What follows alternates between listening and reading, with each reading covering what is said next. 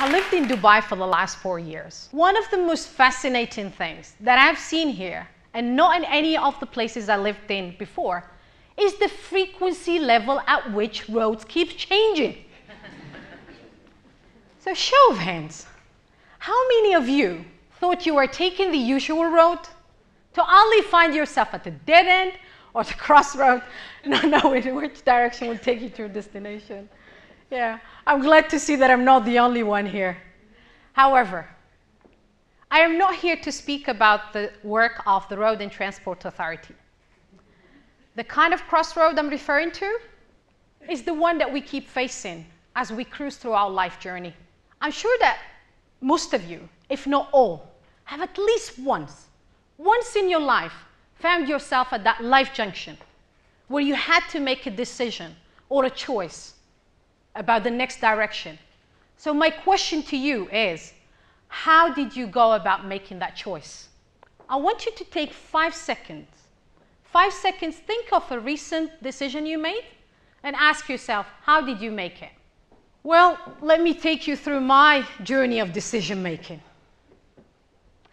I'm one of 5 sisters. Yes, 5 girls, no boys, and my dad is a happy man. Okay? That's what he says. Growing up, people used to say that I'm smart, independent, strong-headed girl that would be going places. I lived my life trying to live up to that image. The image that society, family, and friends had of me. I went to university to please my parents. I started my career working on rig sites just to prove that girls and women can do it, can work on rig sites, not an issue. I stayed in jobs longer than I need to or had to, only to prove to people, or not to be called actually a failure. And I buried myself at work and continuous travel, only to avoid the question, Amel, when are you planning to have kids? And the list goes on and on and on and on. This kind of behavior continued to guide my life choices until when? At the top of my game, with an extremely successful career, a loving, caring husband and family, a growing business, the ball dropped. I hit the wall. I found myself at dead end, with no clear direction, not even a hint for the next move. For the first time in my life, I experienced an inexplicable helplessness. I was no longer in control of my life. For weeks and months, I saw myself crying nonstop. And I didn't know what I was crying for. All I knew is I couldn't stop myself from crying.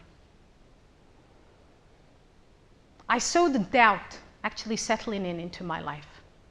Decisions that used to take me seconds to make in the office were now taking me days, weeks, and if only I was to pull the plug. I saw my voice, my strong, very assertive voice, disappearing on me.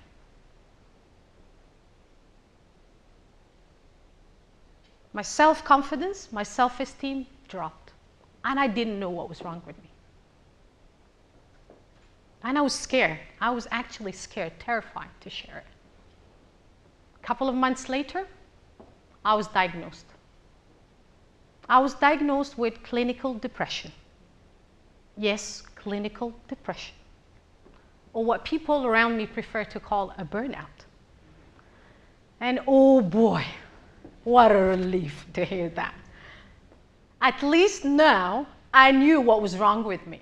I knew why I was crying. I knew what was happening to me. And I could do something about it. That's what I thought. My husband, my parents, and my sisters told me, it's a matter of a couple of weeks, Amel, and you will snap out of it. Knowing you, Amel, you will be no problem. Just take the tablet and you'll be fine. And I thought, yes, I will be fine. Couple of weeks? I wish. Couple of months? It would have been great. Try 2 years. 2 full years of hell. 2 years where a simple task such as getting out of bed and getting ready for a 9 o'clock meeting was a chore. Things that used to bring me pleasure and joy, such as listening to music, meeting friends, socializing, going to theater, dancing, were an absolute nuisance. I was scared. I was terrified, mortified. And I kept asking myself, where did I go wrong? Why did this happen to me? Why me? And why now in particular? I was so angry. I was angry at myself for not being able to fix myself. I was angry at my husband because he couldn't help me heal. I was angry at my parents because they didn't prepare me for this junction. I was angry at the world for reducing me to the person I became. All I wanted at that time is to feel alive. That's all I wanted, is to feel joy, to feel happy again. And when I thought about it, I got even more scared. Scared to not know how to be happy again. I was so ashamed to tell people what was wrong with me and what was going on with me that I buried myself and I stayed prisoner of my house for months. For the first time in my life, I understood the true meaning of the F word. Fear.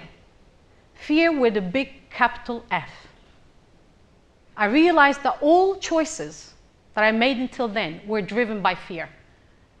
Fear to lose face, fear to disappoint loved ones, fear not to be there, and most importantly, it was the fear to not live up to the labels and the persona I created for myself. And I'm sure that we all have labels to live up to. Let me tell you a little bit about the labels I had of myself. Strong, independent, tomboy. Those were my labels growing up as a kid. And they were the ones I built my entire adulthood around. Strong, synonymous of no space for emotions, no time to be vulnerable, ruthless. Independent, I can take care of myself. I don't need anybody. I'm invincible. Tomboy, oh boy, don't go there. I can't be feminine. No dresses in my wardrobes, no high heel, no makeup, nothing, absolutely nothing that will make me look or feel or even identify with the weaker sex. How sad is that? I allowed few adjectives to define my entire existence.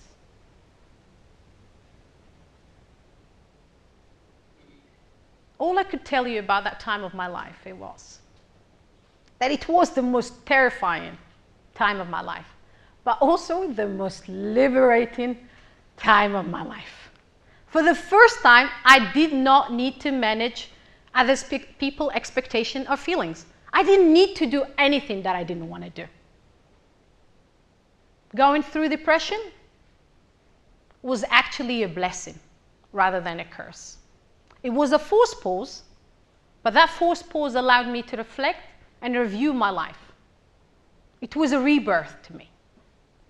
It was an awakening of how I wanted to live my life moving forward. What those 2 years taught me, it was the value and the power of vulnerability for healing. The ability to fall and knowing that somebody will be there for you. It's a blessing. Letting go, it's a blessing. I know I learned the importance of living life honoring my values and the gift that comes from them, rather than trying to live up to labels.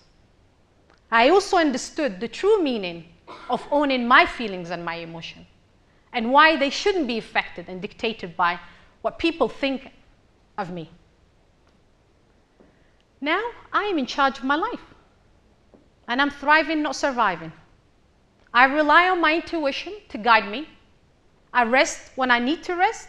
I go into introspection when I feel like it. I connect and grow as I feel. And I take time to celebrate my life and its successes.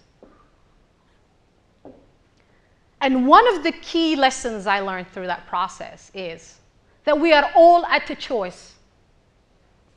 Yes, we all at a choice. However, it takes courage to act on it. And when it comes to making choices, all I needed to do is shift the source from fear to courage.